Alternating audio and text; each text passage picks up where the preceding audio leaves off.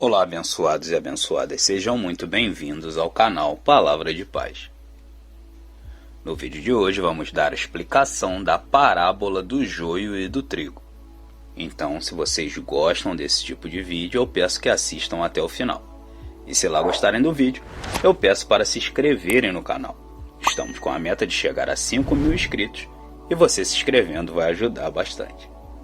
E depois disso, se gostar do vídeo, eu conto com seu like, que também é muito importante pra gente. Combinado? Então vamos pro vídeo. A explicação da parábola do joio e do trigo. A parábola do joio e do trigo fala sobre a existência do mal no meio do bem e a definitiva separação entre eles. A parábola do joio e do trigo está registrada no Evangelho de Mateus, bem como sua explicação. Nesse vídeo, iremos explicar o significado dessa importante parábola de Jesus.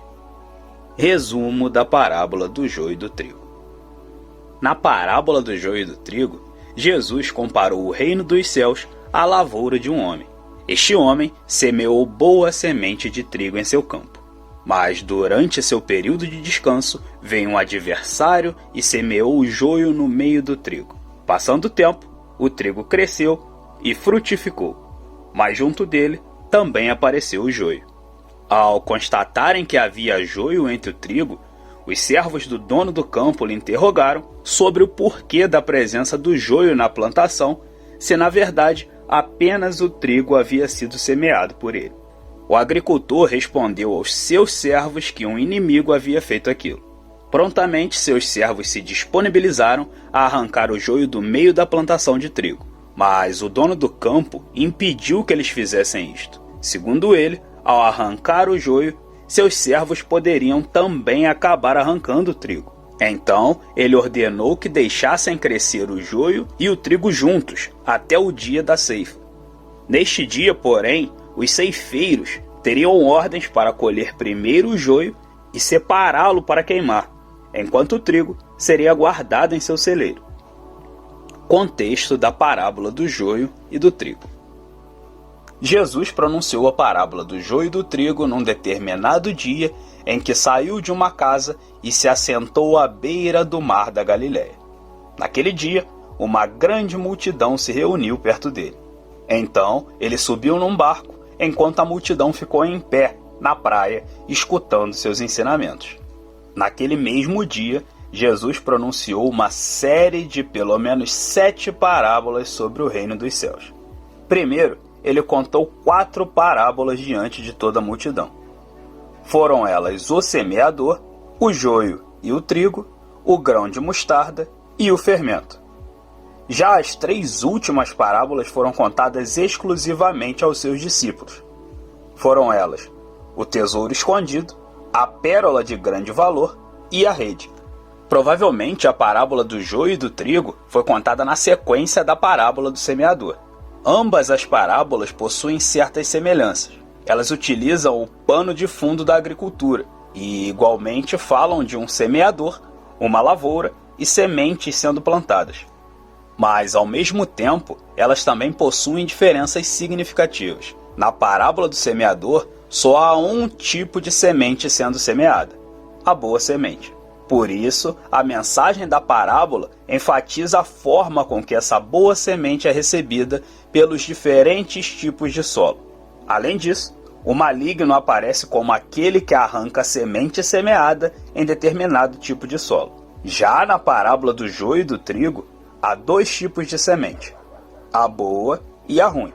Então, a ênfase é posta no semeador, sobretudo na forma com que ele trata a realidade de haver semente ruim plantada junto da semente boa. Por último, o inimigo aparece como sendo responsável em plantar a semente ruim. Existem muitas passagens bíblicas que aplicam metáforas da agricultura, pois isso consistia em algo muito presente na vida daquela época. Explicação da parábola do joio e do trigo. O próprio Jesus explicou a parábola do joio e do trigo aos seus discípulos. Eles não tinham entendido esta parábola e depois de Jesus ter despedido a multidão, eles lhe pediram explicação. Jesus explicou a parábola dizendo que o homem que semeia a boa semente é o Filho do Homem, ou seja, ele próprio. Vale saber que o título Filho do Homem é a autodesignação mais utilizada por Jesus. Este é um título muito significativo que aponta tanto para a sua plena humanidade quanto para a sua plena divindade. O campo na parábola serve como representação do mundo. A boa semente de trigo representa os filhos do reino, enquanto que o joio representa os filhos do maligno. Consequentemente, o inimigo que semeou o joio é o diabo. Por último, a ceifa representa a consumação dos séculos, e os ceifeiros, os anjos. Os anjos ao serviço do Senhor no dia final, como ceifeiros, tirarão do reino todo o joio, ou seja, tudo que foi semeado pelo diabo, isto é, os ímpios, aqueles que praticam o mal e são motivos de tropeço. Eles são lançados na fornalha ardente, onde haverá choro e ranger de dentes. Por outro lado, a boa semente, isto é, os justos, brilharão como o sol no reino de Deus. A diferença entre o joio e o trigo. O objetivo de Jesus em expressar a ideia de semelhança e contraste é perfeitamente alcançado no uso das duas sementes.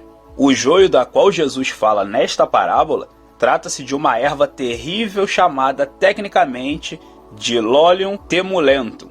Esta erva é uma praga relativamente comum em muitas lavouras de trigo. Em seus primeiros estágios, enquanto ainda está em folhas, ela se assemelha muitíssimo ao trigo, tornando inviável arrancá-lo do meio do trigo. Mas as semelhanças param por aí. O joio pode ser hospedeiro de um fungo que produz toxinas venenosas, que podem causar efeitos gravíssimos se consumido por animais e humanos. Portanto, enquanto o trigo é base dos mais variados alimentos, o joio é uma erva daninha.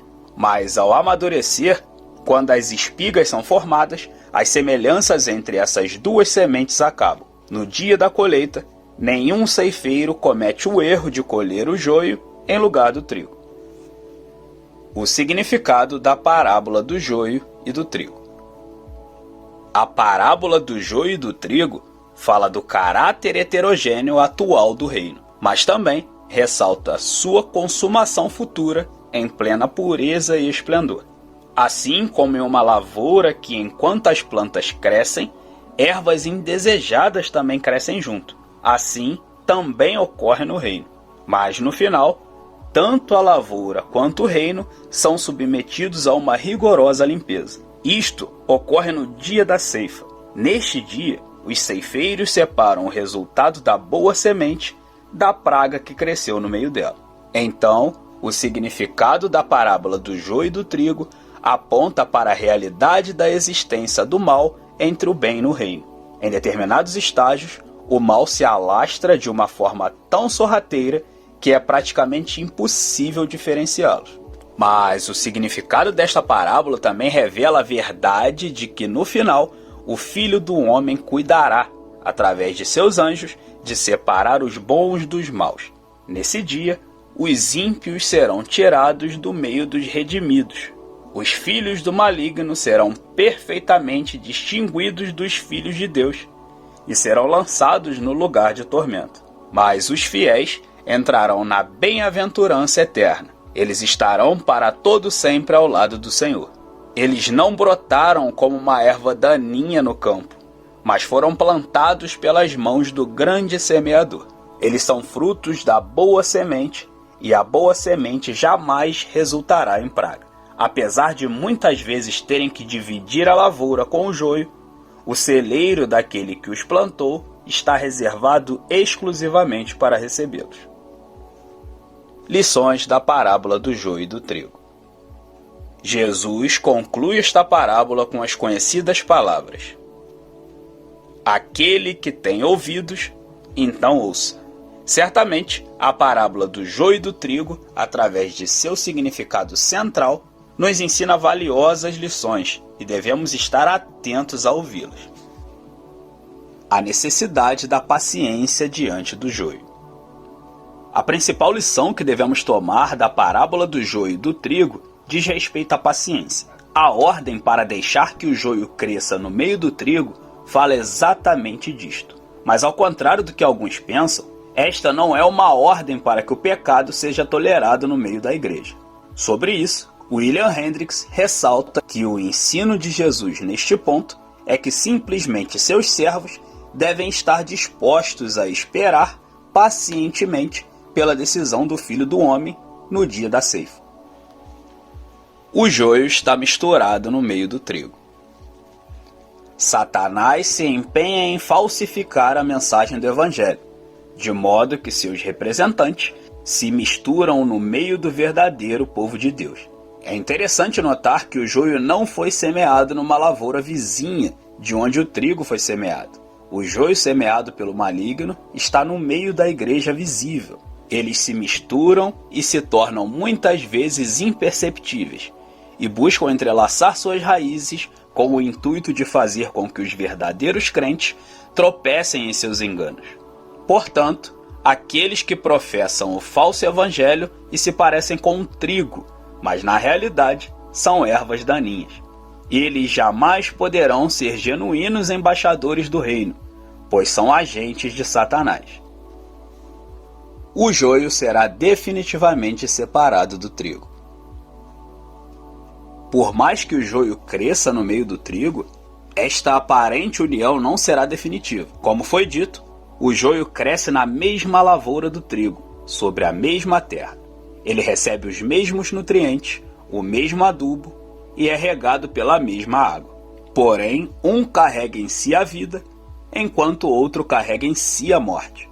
Por ocasião do juízo, os filhos de Deus e os filhos do diabo serão permanentemente separados. No dia do juízo final, toda a impureza será arrancada do reino. Tudo aquilo que afronta e transgride a lei de Deus será removido. A verdadeira igreja estará finalmente reunida em todo esplendor com aquele que a plantou e que lhe foi sua pedra angular. Então, os redimidos viverão por toda a eternidade no universo transformado, não mais sujeito aos efeitos do pecado. Mas é importante que jamais nos esqueçamos. Esta separação ocorrerá somente no dia da ceifa, não antes disso. Bom, pessoal, espero que vocês tenham gostado do vídeo e gratidão por todos vocês que chegaram até aqui final. Caso tenha alguma dúvida, alguma sugestão ou queira apenas falar alguma palavra pra gente, pode deixar aqui nos comentários que eu vou responder um a um. Tudo bem? A paz do Senhor a todos vocês.